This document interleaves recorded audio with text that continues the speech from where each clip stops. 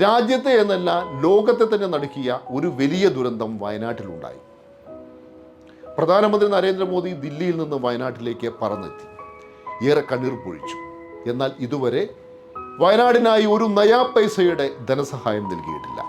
കേരളം ചെറിയൊരു സംസ്ഥാനമാണ്, പക്ഷേ രാജ്യത്തെ ഏറ്റവും വികസിതമായ സംസ്ഥാനമാണ് കേരളം. കേന്ദ്രത്തിന് നികുതി വീതമായി നല്ലൊരു തുക നൽകുന്ന സംസ്ഥാനമാണ് കേരളം. അങ്ങനെയുള്ളൊരു സംസ്ഥാനത്തെയാണ് രാഷ്ട്രീയ ദുഷ്ടലാക്കോടുകൂടി മോദി സർക്കാർ ഇങ്ങനെ അവഗണിക്കുന്നത്.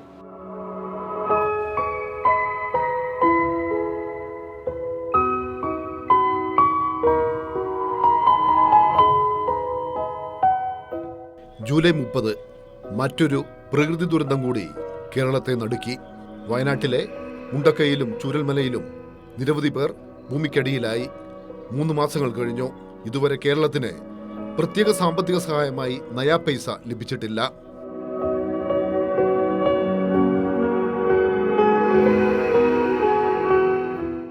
ഈ അങ്ങേയറ്റ നിഷേധാത്മക നിലപാട് സ്വീകരിച്ച ഈ ഘട്ടത്തിലും വീണ്ടും സംസ്ഥാനത്തെ ഗവൺമെന്റ് എന്ന നിലക്ക് കേന്ദ്ര ഗവൺമെന്റിനെ ഞങ്ങൾ സമീപിക്കും. ഈ സഹായം നൽകണം എന്നത് ആവശ്യപ്പെടുക തന്നെ ചെയ്യും. ഇതൊരു ഔദാര്യത്തിൻ്റെ പ്രശ്നമല്ല, അവകാശത്തിൻ്റെ പ്രശ്നമാണ്. നാം ഈ രാജ്യത്തിൻ്റെ ഭാഗമായുള്ളതാണ്, നമുക്ക് അവകാശപ്പെട്ടതാണ്. ആ അവകാശം നേടിയെടുക്കുന്നതിന് വേണ്ടി ശ്രമിക്കുക തന്നെ ചെയ്യും.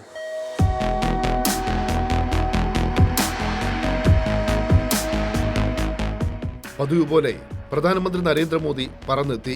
ലക്ഷ്യം കേരളത്തെ സഹായിക്കലല്ല, ഒരു PR ഷോ നടത്തുകയായിരുന്നു.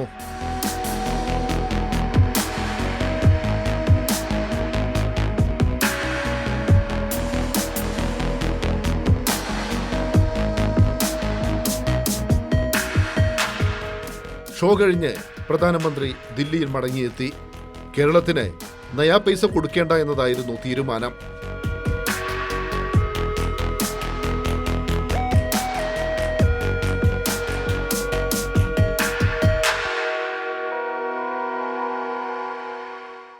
നിങ്ങൾ നിങ്ങളുടെ മുഖ്യമന്ത്രി എടുത്ത് ചോദിക്കൂ എങ്ങനെയാണ് അതിൻ്റെ സംവിധാനം. എനിക്കിത് തീരെ ഇഷ്ടമല്ല. കാരണം ഒരു വിഷയം അത് നിങ്ങൾ തന്നെ കൊണ്ടുവന്ന് ചെയ്യും. നിങ്ങൾ നിങ്ങളുടെ മുഖ്യമന്ത്രി എടുത്ത് ചോദിക്കൂ അതെങ്ങനെയാണ് വരുന്നതെന്ന് അദ്ദേഹം പറയട്ടെ.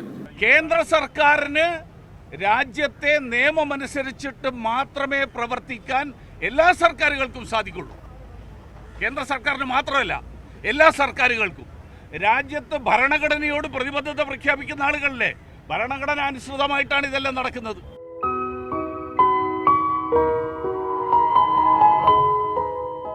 പ്രകൃതി ദുരന്തങ്ങൾ നടക്കുമ്പോൾ കൊടിയുടെ നിറം നോക്കിയാണ് മോദി സർക്കാർ ധനസഹായം നൽകുന്നത്. കേരളത്തിന്റെ കാര്യം വരുമ്പോൾ സഹായം തടയാൻ 100 കാരണങ്ങളുണ്ടാകും. പക്ഷേ ഇതൊന്നും BJP ഭരിക്കുന്ന സംസ്ഥാനങ്ങൾക്ക് ബാധകമല്ല. സമീപകാലത്ത് പ്രകൃതി ദുരന്തങ്ങളുണ്ടായ സംസ്ഥാനങ്ങളിലേക്ക് പോകാം. BJP ഭരിക്കുന്ന ഗുജറാത്ത് മോദി സർക്കാർ നൽകിയത് 600 കോടി. മണിപ്പൂർ ഭരിക്കുന്നത് BJP 50 കോടി. ത്രിപുര ഭരിക്കുന്നത് BJP 25 കോടി. കേരളം ഭരിക്കുന്നത് LDF. മോദി സർക്കാർ നൽകിയത് വട്ടപൂജ്യം. ഇനി ഈ ഒരു സഹായവും നൽകിയില്ല എന്നൊരു സമീപനമെടുത്താൽ ഞങ്ങൾ പ്രഖ്യാപിച്ച ഒരു കാര്യത്തിൽ നിന്നും പുറകോട്ട് പോകില്ല എന്നതാണ് വ്യക്തമാക്കാനുള്ളത്.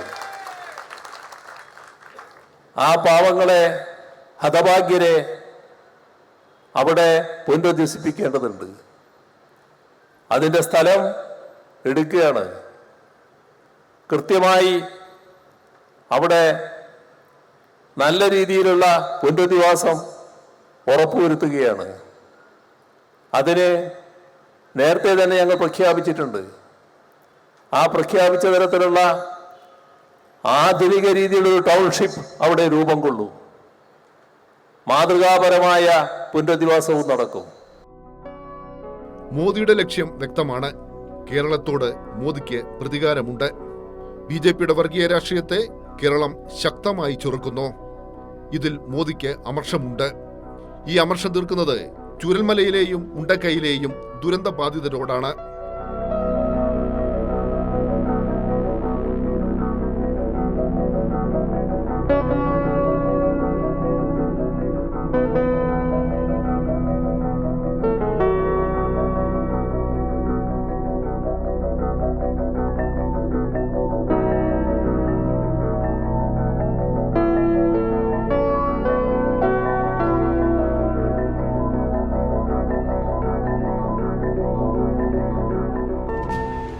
രാജ്യത്തെ ഏറ്റവും മികച്ച സംസ്ഥാനമാണ് കേരളം.